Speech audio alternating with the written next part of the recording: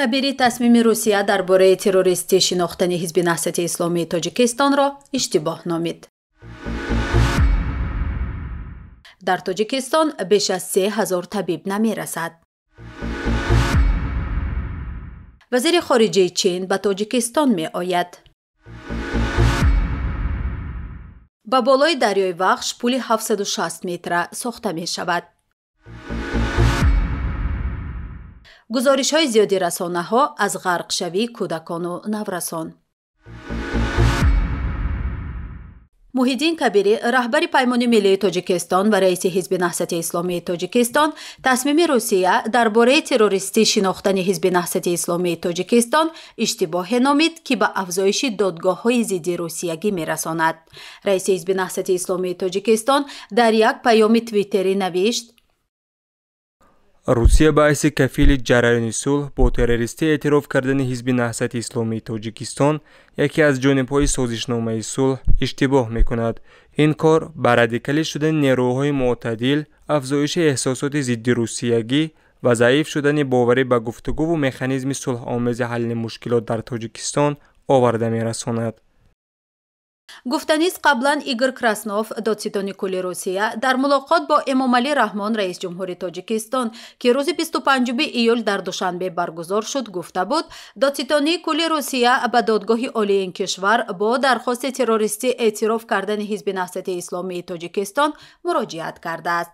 ҳанӯз маълум нест мурофиаи додгоҳӣ кай баргузор мешавад, аммо бештари коршиносон бар ин назаранд, ки ин тасмим сиёсист ва барои розӣ кардани Тоҷикистон гирифта шудааст ва бо гумони ғолиб додгоҳ низ онро қабул мекунад.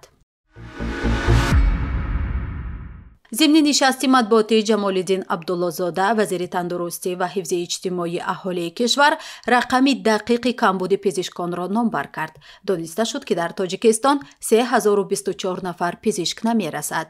ба гуфтаи вазир, имсол 2188 нафар, ки донишгоҳи давлатии тиббиро хатм намуданд ва 1543 нафар пас аз он ки ординатураро хатм карданд, бояд ба кор шурӯъ кунанд. шарҳи бештарро аз ҳамкорам Сафия Воҳидова бишнавед. дар Тоҷикистон бар замиён ки 3024 нафар пизишк намерасад, ҳамчунин аз норасоии 1340 нафар ҳамшираи тиббӣ низ гузориш мешавад. ин ҳам дар ҳоле ки имсол 3466 нафар соҳиби дипломи ҳамшираҳои шафқат хоҳанд шуд.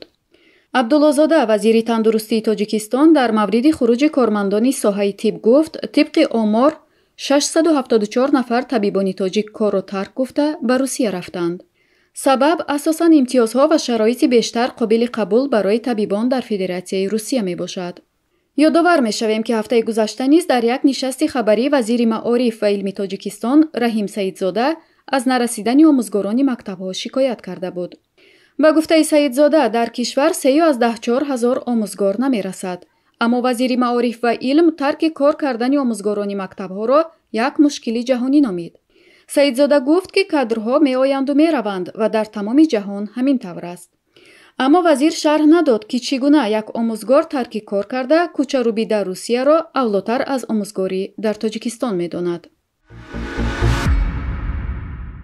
мақомоти Чин гуфтанд қарор аст вазири корҳои хориҷии Чин Ван И дар доираи сафараш ба минтақаи Осиёи марказӣ бо ҳадафи ширкат дар ҷаласаи вазирони корҳои хориҷии Созмони ҳамкориҳои Шонҳой инчунин аз Тоҷикистон дидан мекунад.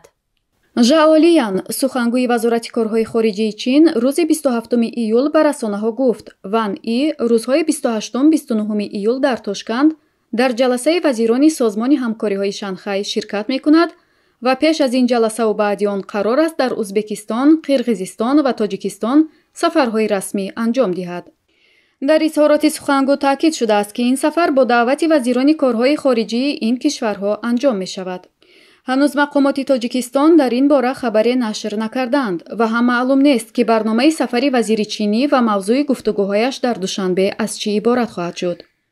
чин муҳимтарин сармоягузори иқтисодии Тоҷикистон ба шумор меравад ва то соли 2022 мизони сармоягузории ин кишвар аз марзи 3 миллиард доллар гузашта, қарзи хориҷии Душанбе дар назди Пекин 1 миллиард و 123 миллион долларро ташкил додааст.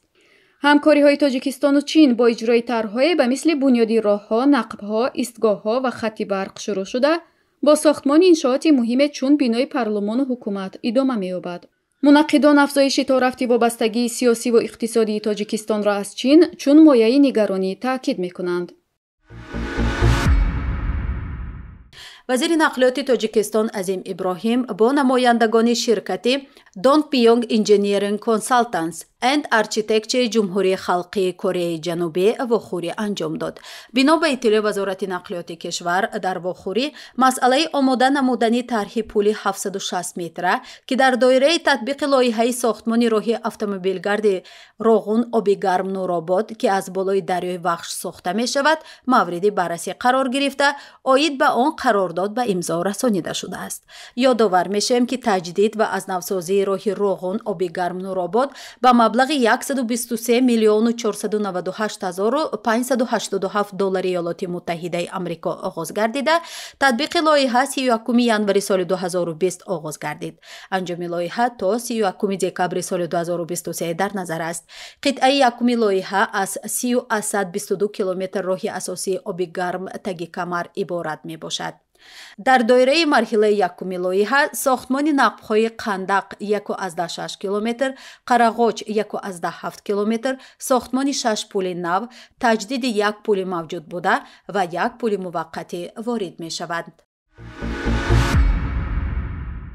روز گذشته در شهر و نواحی کشور 5 کودک و نورس غرق شدند که کلانترین آنها 18 ساله بود. در این باره کمیته حالتهای فوق‌العاده تاجیکستان خبر می‌دهد. شرح این خبر را همکارم صفیه ادامه می‌دهد. حادثه های فاجعه باری غرق شوی کودکان و نورسان در نواحی شهر نو، رشت، دنغره، قبادیان و در شهر پنجکند به قید گرفته شدند. غرق شدگان متولد سالهای 2004، 2006 و 2011 بودند. جسد 4 نفر غرق شده ها از آب بیرون آورده به نزدیکانشان سپرده شد. جستجوی جسد یک ساکن 16 ساله دهه گلفشانی جماعت دهات صفابخش ناحیه دنغره ولایت ختلان ادامه دارد. کمیته حالتهای فوق‌العاده تاجیکستان سبب‌های فاجعه را آببازی در جایهای معین نشده و نامعلوم گفته است. یادآور می‌شویم که از اول سال 84 نفر در آبهای تاجیکستان غرق شدند که نسبت به همین دوره سال گذشته 15 نفر بیشتر است. کارشناسان غرق شوی زیادی کودکان و نورسان در تاجیکستان را به کم بودن جایهای استراحتی تابستانه برای کودکان و نورسان ربط می‌دهند.